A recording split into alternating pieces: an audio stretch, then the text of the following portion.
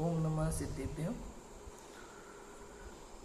नमो अरिहन्ताणं नमो सिद्धाणं नमो आयर्याणं नमो उवच्छायाणं नमो लोई सव्यसाणं।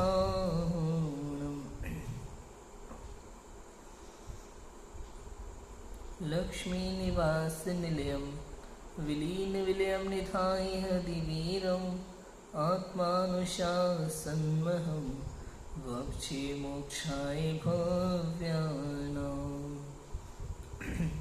आचार्य गुणभद्र स्वामी द्वारा विरचित ये है आत्मानुशासन ग्रंथ है। कल हमने श्लोक नंबर 249 देखा था, पर निंदा के त्याग की प्रेरणा जिसमें दी गई थी आचार्य के द्वारा। आज कहते हैं कि गुणवानों की अल्प दोष भी प्रसिद्ध हो जाते हैं। कोई गुणवान व्यक्ति है, उच्च पद पे बैठा हुआ है, उच्च पद को अंगीकार किए हुए है, उनमें यदि थोड़ी भी दोष दिखो ना तो वो अलग से दिखाई देते हैं। देखे नहीं जाते, दिखाई देते हैं वो। अब सामने वाला कोई कहे कि भाई इतने गुण हैं, तुम दोष ही क्यों देख रहे हो? क्या ऐसा नहीं है, दोष को देखा नहीं जाता है। गुणों के बीच में, गुणों के बीच में दोष अलग से दिखाई पड़ते हैं। बात समझ में आई कि नहीं आई? ऐसा ही होता है। जब बहुत बड़ी वाइट ये दीवार है ना, यहाँ पे थोड़ा सा पेंट निकला हुआ हो, कोई निशान बना हो, तो वो अलग से दिखाई देता है। कोई उसे देखने के लिए नहीं आता, वो दिखाई देता है अलग से। सोचो, तो ऐसे ही कोई गुणवान व्यक्ति है, गुणों से भरा हुआ है, तो उसमें वह दोष अलग से दिखाई देता है। गुण ही वो दोष दिखा देते हैं। व्हाइट पेंट ही वो ब्लैक निशान दिखा देता है। ऐसे ही उसके दोष को उसी के गुण बताते हैं, कोई और नहीं बताता, क्योंकि महागुणवान है ना। तो अगर एक भी छोटा सा भी दोष है तो वो दिखाई देगा। देखो पढ़ते हैं। उत्थानिका है, दोषों को जीतकर व्रताचरण करने वाले मुनि को, मुनि की बात है भाई, कर्मोदय वश से कदाचित चरित्रादि में कोई दोष उत्पन्न हो जाए और उनके गुण प्रकट किए जाएं तो भी उनकी प्रसिद्धि नहीं होती, दोष ही प्रसिद्ध होते हैं। ये बात आगामी चंद में कहते हैं। देखो, उनके यदि चरित्र वगैरह में कभी कोई दोष उत्पन्न हो जाए किसी पूर्व कर्म के उदय के कारण से, अब कोई भले कितना ही उनके गुण बताते रहे, लेकिन दोष अलग से दिखाई देता है। अभी कोई गलत काम कर रहा हो वर्तमान में, अरे तुम, कोई कितना ही कहे, अरे तुम नहीं जानते, वो तुमने अभी उनको ऐसा देखा है, तुमने इनके गुण नहीं देखे, ये ऐसे हैं वैसे हैं, होंगे जो भी हैं, अभी तो समझ आया कि नहीं आया? तो जो दोष है वो दिखता है, उनके गुण कितने हैं वो दिखाई नहीं देते। ऐसा ही होता है, ये संसार की दशा है, लोक नीति है, लोक में ऐसा होता है। बराबर? पढ़ते हैं। देखो, शार्दुल विक्रीडित छंद है, पढ़ते हैं संस्कृत में। दोषः सर्वगुणाकरस्य महतो दैवानुरोधात् क्वचित् जातो यद्यपि चन्द्रलाञ्छनसमः तं द्रष्टुमन्धोऽप्यलम् द्रष्टाप्नोति न तावतास्य पदवी मिन्दोकलङ्कं जगत् विश्वं पश्यति तत्प्रभाप्रकटितं किं कोऽप्यगात् तत्पदम्। सर्वगुणाकर महापुरुष में अल्प दोष भी कर्म वशात चंद्र कलंक समान अंध भी उसी देखने हेतु समर्थ। विश्व देखता दोष किंतु नहीं जाता महापुरुष स्थान। चंद्र प्रभा ही दोष दिखाती, कोई न जाता चंद्र स्थान। भाई चंद्रमा का दोष देखने के लिए कोई चंद्रमा के पास नहीं जाता, उसकी प्रभा ही बता देती है कि दोष है, कलंक है, कालिमा है। ऐसे कोई महापुरुष के दोष देखने नहीं जाता, लेकिन गुणवान महापुरुष कोई अगर एक छोटा सा अल्प दोष उसमें हो जाए ना चरित्र में, तो वो दिखाई देता है अलग से। ये कहते हैं समस्त गुणों की खान महापुरुष में पूर्व कर्म के उदय से किसी मूल गुण आदि में चंद्रमा के लांछन समान अल्प दोष भी उत्पन्न हो जाए तो उसे देखने में अंध अर्थात मूढ़ दृष्टि वाले अविवेकी लोग भी समर्थ हो जाते हैं। किसी को भी दिखाई देगा, अविवेकी लोग, मूढ़ दृष्टि वाले, अज्ञानी जी, कोई भी, उसको भी वो दोष दिखाई देगा, कहते हैं वो समर्थ हो जाते हैं दोष देखने में। जगत की दृष्टि में वह दोष ही दिखता है, क्योंकि गुणवान का पद अल्प दोष से भी कलंकित हो जाता है। जैसे चंद्रमा का कलंक उसकी प्रभा ही प्रकट करती है, उसे सारा जगत देखता है, कोई चंद्रमा में जाकर नहीं देखता, वैसे ही महापुरुषों के अवगुण को उनके गुण प्रकट कर देते हैं, कोई उनके घर जाकर नहीं देखता। देखो, अलग से कोई गुण देखने, दोष देखने नहीं जाता उनके घर जाकर के, उनकी गुण ही उनका दोष प्रकट कर देते हैं अलग से। भाई आप सब्जी खा रहे हैं तो क्या ये इसलिए खाते हैं कि भाई नमक ज्यादा है कि नहीं चेक कर ले, तो नमक ज्यादा हो तो अपने आप पता लगता है कि नहीं लगता। अब कोई कहे कि भाई तुम तो दोष निकालने में ही बैठे रहते हो, दोष निकालने वाली क्या बात है भाई, हम तो पेट भरने के लिए आए थे, स्वाद लेने के लिए आए थे। अब नमक ज्यादा है तो वही तो कहेंगे, इसमें दोष निकालने वाली बात कहां से आ गई। जो है सो है, चंद्रमा का दोष चंद्रमा दिखा रहा है, उसकी किरणें ही दिखा रही हैं, उसकी प्रभाव उसके दोष को, उसके कलंक को प्रकट करती है। ऐसे ही कोई उत्तम पुरुष है, उत्तम पद पर बैठा हुआ है, मुनि दशा में है, इतने मूल गुण हैं, छोटा सा अल्प दोष है तो वो उनके मुनि पद को कलंक लगाता है, कलंक लगाता है, ऐसा लिखते हैं। देखो भावार्थ पढ़ते हैं, बहुत ही सिंपल श्लोक है, हमें सब समझ में आ रहा है कि क्या कह रहे हैं आचार्य देव। आचार्य देव सिर्फ इतना कहना चाहते हैं कि भाई आपको अपने पद की गरिमा रखनी होगी, गरिमा रखनी ही होगी। जैसा आपका पद है उसी अनुसार आपका कार्य होना चाहिए। कोई नीच व्यक्ति अगर नीचा कार्य करता है कोई कुछ नहीं कहता उससे, लेकिन कोई उच्च पद पर विराजमान व्यक्ति कोई नीचा कार्य करता है तो दोष तो रहेगा। भाई ऑफिस में कलेक्टर आया, अब कलेक्टर आकर के झाड़ू लगाने लग जाए तो लोगों के मन में उसकी क्या इज्जत रह जाएगी, सोचो। अभी झाड़ू लगाना बुरा काम तो नहीं है, लेकिन जिसका जो कार्य है वो वही कार्य करे तो शोभा देता है। आपका कार्य क्या है भाई? धर्मशाला बनवाना, मंदिर बनवाना किसका कार्य है? श्रावक का कार्य है। अष्टपाहुड़ में लिखा है कि इसमें जो आरंभादिक हिंसा होती है, मुनिराज चारों प्रकार की हिंसा के त्यागी होते हैं। मुनिराज मंदिर बनाने की अनुमोदना भी नहीं करते, ऐसा लिखा अष्टपाहुड़ में, अनुमोदना तक नहीं करते। और तो छोड़ो, कृतकार्य अनुमोदना के त्यागी होते हैं, क्योंकि पंच महाव्रत के धारी हैं। महाव्रत मतलब रंच मात्र भी छूट नहीं है उन्हें उसमें। श्रावक को तो लिखा कि भाई अणुव्रती, पंचम गुण स्थानवर्ती, चौथे गुण स्थानवर्ती को भी देखो कुछ नहीं लिखा, वो कर रहा है, पाप लगता है। ऐसा नहीं कि पाप से बच गया, पाप तो लगता है, लेकिन उसकी अवस्था के, उसकी वर्तमान भूमिका के योग्य वो कर रहा है, तो कोई उस पर कलंक नहीं लगा सकता, क्योंकि उसने उसकी प्रतिज्ञा नहीं दी है।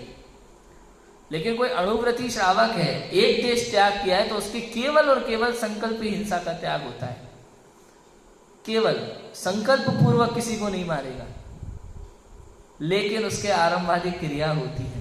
लेकिन मुनिराजों के लिए लिखा कि आप कृत कार्य अनुमोदना से भी चारों प्रकार की हिंसा के त्यागी है, महाव्रती है। तो जैसा पद वैसी क्रिया आपको करनी पड़ेगी, वरना कलंक लगेगा। पद में।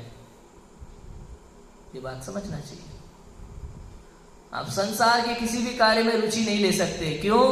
क्योंकि आप वैरागी हैं, क्योंकि आप संसार को त्यागने के लिए ये पद धारण किया आपने, संसार को सुधारने के लिए नहीं।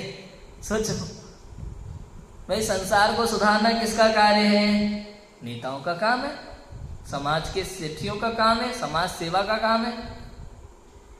मुनिराजों का कार्य नहीं है। मुनिराजों का कार्य क्या है? विषयाशावशाती तो निरारंभो परिग्रह ज्ञान ध्यान तपो रक्त तपस्वी स प्रशस्यते। विषय और इच्छाओं से टोटल रहित, आरंभ परिग्रह से रहित, ज्ञान ध्यान और तप में लीन रहने वाले सदैव, वो तपस्वी है, वो मुनिराज है। ऐसा उत्कृष्ट पद होता है। यदि कोई भी आप अयोग्य कार्य करते हैं, इस पद के योग्य कार्य नहीं है, वो आप करते हैं, तो आप अपने मुनि पद को भंग करते हैं, ऐसा कहते हैं। जहां अनेक गुण होते हैं वहां दोष छिपना संभव नहीं है, संभव ही नहीं है। अनेक गुण है, वहां दोषों का छिपना संभव नहीं होता भैया। जैसे चंद्रमा की प्रभा में कलंक शोभित नहीं होता, इसलिए वह प्रत्यक्ष भासित होता है, उसी प्रकार मुनि पद में अवगुण शोभित नहीं होते, इसलिए वे प्रत्यक्ष भासित होते हैं। लोग कहते हैं कि देखो इतने गुणवान होने पर भी इनमें ये दोष कैसे हो गया। सोचो, विचार करने की बात है भैया। समझ में आ रहा है कि नहीं आ रहा? भाई सब्जी खाई ना तो नमक अलग से दिखाई देगा, पता चल जाता है कि नमक ज्यादा है। कोई नमक ज्यादा है ये देखने के लिए सब्जी नहीं खाता है कोई। सोचो, ऐसे ही गुणों के स्वामी में अवगुण अलग से दिखाई देता है। एक अवगुण हो तो वो दिखाई देता है, सारे गुणों पर एक अवगुण भारी है। सोचो, सारे गुणों पर एक अवगुण भारी है। आप देख लो, जीव आत्मानुभूति से 11वें गुण स्थान तक पहुंच जाता है, उपशांत मोह। किंतु चूंकि उपशम श्रेणी चढ़ी है, छपक नहीं है, कर्म दबे हुए हैं, उनका क्षय नहीं हुआ, इसलिए वापस नीचे गिरता है, 6वें में आ जाता है। और किसी कषाय का उदय हो गया, अर्थात अप्रत्याख्यानावरण या अनंतानुबंधी का उदय आ गया, तो 5वें में या 4थे में गिरेगा।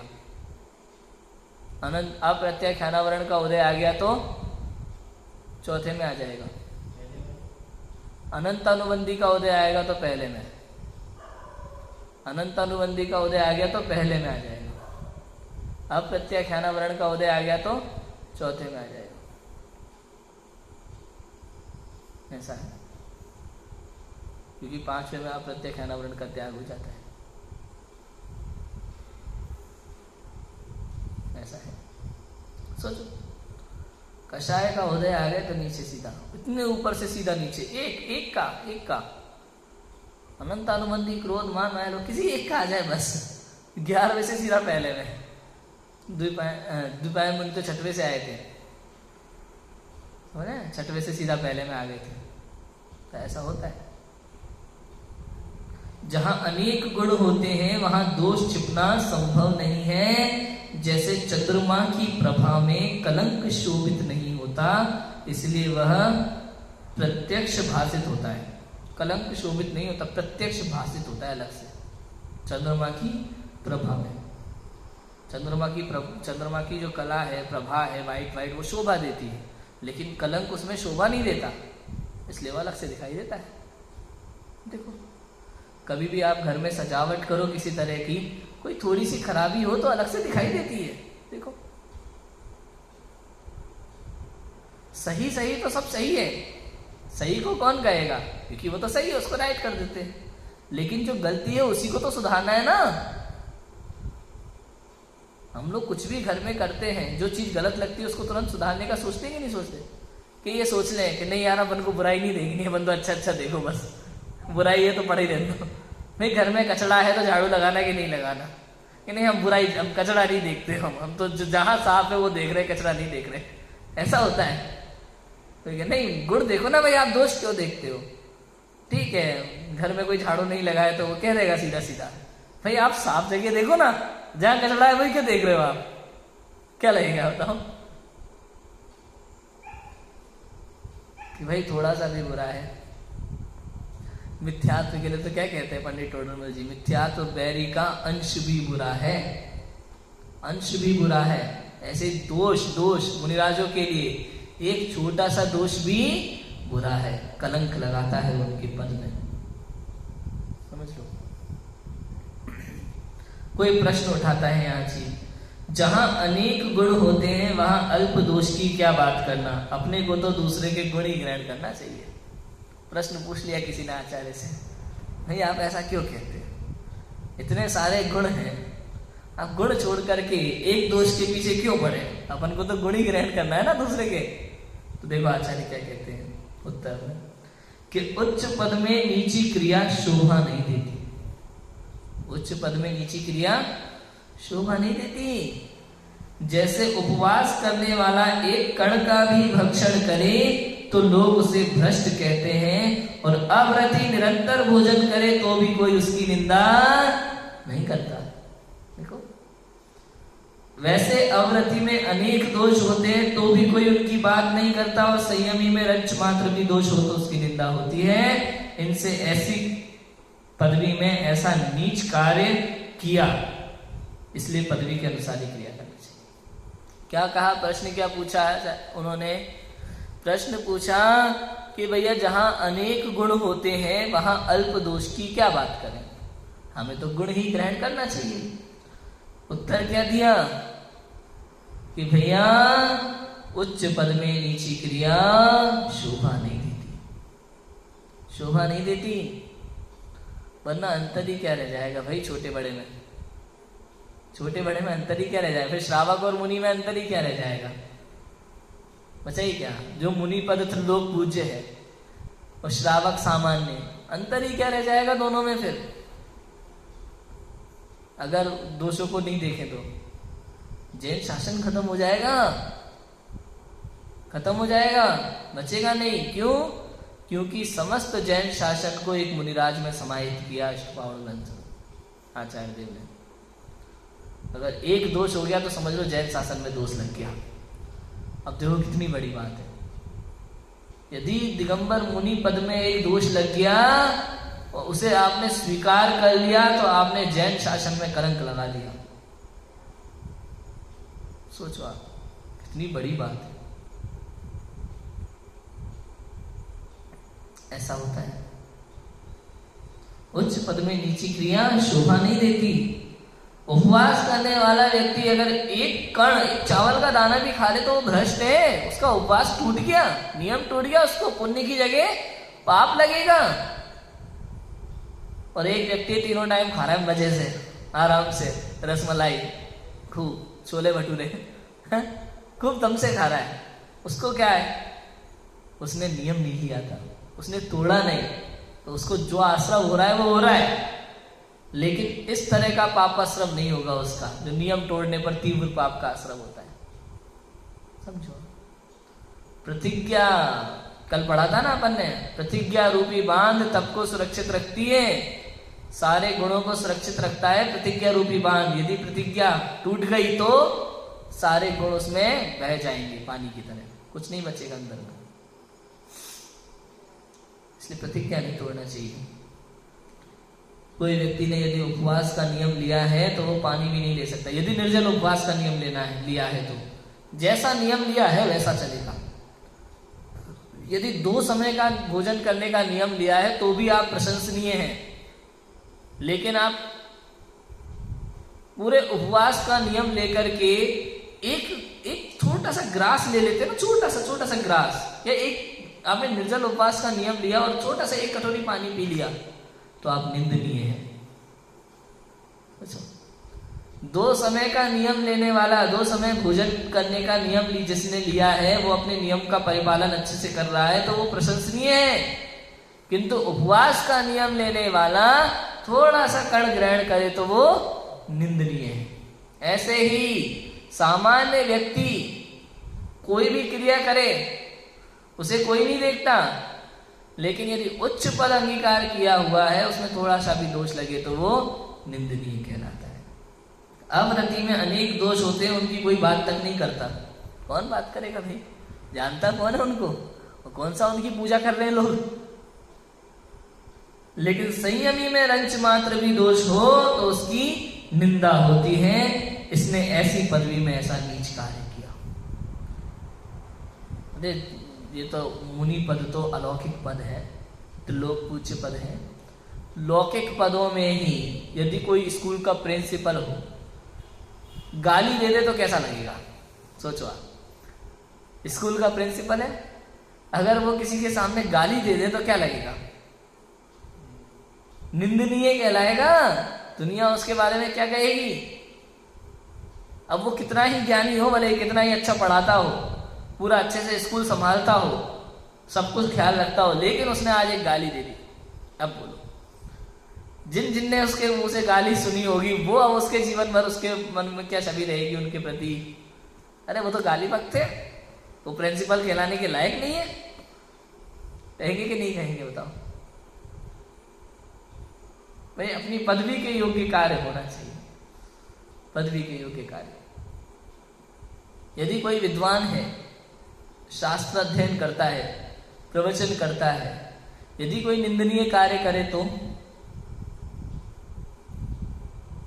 कैसा लगेगा, समस्त संसार उसकी निंदा करेगा, समस्त संसार उसकी निंदा करेगा। फिर हम प्रवचन में कहे, कोई भी प्रवचनकार प्रवचन में कहे आपको ऐसा नहीं करना चाहिए और खुद वैसा करे तो कहते हैं निंदनीय कार्य है। ऐसा होता है। उच्च पद में नीची क्रिया शोभा नहीं देती, आपकी पद के अनुसार ही आपका आचरण होना आवश्यक है, जरूरी है। और ये कोई धर्म नहीं, ये लोक नीति है, ये कोई धर्म की बात नहीं है। धर्म तो आत्मानुभव का नाम है, वस्तु स्वरूप का नाम है, चारित्र का नाम है, चारित्रम खलु धम्मो। ये तो लोक नीति की बात है, व्यवहार की बात है, लोक व्यवहार की बात है कि ऐसा होना चाहिए। बात समझ में आई, क्लियर है। तो आज आचार्य देव ने केवल इतनी बात कही है कि हमको क्या करना चाहिए, अपनी भूमिका के अनुसार कार्य करना चाहिए। जैसा आपका पद है उस अनुसार आपकी क्रिया होनी चाहिए, नीचे कार्य करना अपन को शोभा नहीं देते। भाई जैन कुल में जन्म लिया है आपने, अब आप जमीकंद आदि का सेवन करो तो पूरी दुनिया की नजरों में आपके लिए क्या इज्जत रहेगी। अरे आप कौन होते हो इज्जत वाले, जैन शासन की इज्जत खत्म हो जाएगी, जैन शासन का लोग मजाक बनाएंगे, आपको गलत नहीं कहेगा कोई। सोचो आपने जैन कुल में जन्म लिया है, सारा संसार जानता है कि जैन लोग जमीकंद का सेवन नहीं करते, सारा संसार जानता है कि जैन लोग रात्रि भोजन नहीं करते। अब जब आप करते हुए दिखाई दोगे तो लोग क्या कहेंगे पता है, अरे जैन लोग तो सब खाते। कौन बदनाम हुआ, आप बदनाम हुए कि जैन शासन बदनाम हुआ। अरे जैन लोग तो सब खाते, हमने तो देखा है, वो तो खा रहे थे, वो तो ऐसा कर रहे थे। सोचो कितनी बड़ी जिम्मेदारी है आपके कंधों पर। केवल जय हो करने से कुछ नहीं होता कि 1 2 3 4 जैन धर्म की जय जयकार, जुलूस निकाल लो बड़े बड़े बढ़िया, 1 लाख रुपए खर्च करके बड़े बड़े बैंड बुला करके जुलूस निकाल लो, जोर जोर से चिल्लाओ 1 2 3 4 जैन धर्म की जय जयकार, और शाम को आकर के बढ़िया आलू की सब्जी और पराठे। क्यों भाई, हो रहा है ऐसा समाज में। साथ में फेसबुक पे डीपी लगा देते हैं, मुझे जैन होने पर गर्व है। कुछ तो कहते हैं ये कलंक है। जैन कुल ऊंचा कुल है और ऊंचा कुल में ऐसे नीचे कार्य शोभा नहीं देते। मुनिराजों की बात तो की, श्रावकों की बात भी तो थोड़ी कर लो, अपनी बात भी तो करें हम। ऊंचे कुल में नीचे कार्य शोभा नहीं देती भैया। जमीकंद अनंत जीवों का घात होता है। उस आलू में, लहसुन में, प्याज में हमारे पूर्व भव के माता पिता हो सकते हैं, भविष्य के माता पिता हो सकते हैं। भविष्य में अगले 608 में 6 महीने 8 समय में 608 जीव मोक्ष जाते हैं ना, अगले 608 में उनका नंबर हो सकता है, भविष्य के सिद्ध हो सकते हैं उसमें, और बड़े चाव से कढ़ाई में पका के खा रहे। थोड़ा सा अंदर से भाव नहीं आता कि इतना सब हम समझते हैं, महापुण्य के उदय से कहा हम जैन कुल में जन्मे हैं और ये सब कर रहे हैं। कलंक लगता है जैन शासन को इससे। ऐसे कार्य नहीं होना चाहिए, हम सभी को समझना चाहिए। समझ आया?